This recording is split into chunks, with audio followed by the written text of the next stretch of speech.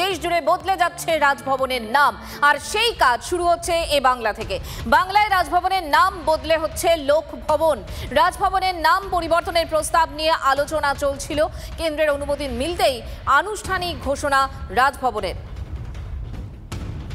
সত্যজিৎ আমাদের সঙ্গে এই মুহূর্তে রয়েছেন, কথা বলবো তার সঙ্গে। সত্যজিৎ, এ সম্পর্কে আমরা কি খবর পাচ্ছি?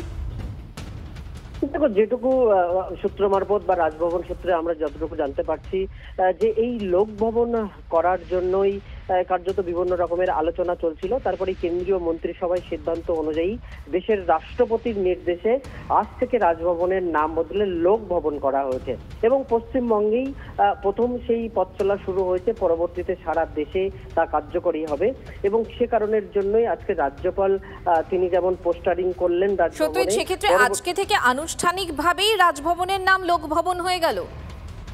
একেবারেই তেমনটাই কিন্তু জানালেন রাজ্যপাল এবং তিনি বললেন যে আজ থেকেই শুধুমাত্র নাম পরিবর্তন হয়েছে এমন নয়, যে ডকুমেন্টস আছে, বিভিন্ন রকমের যে প্রণালী আছে, কার্যক্রম আছে, খাতা কলমের যে বিষয়গুলি আছে, সেগুলিরও কার্যক্রম আজ থেকেই শুরু হয়ে গেছে এবং তিনি আজকে রাজভবন থেকেই। ধন্যবাদ তোমাকে।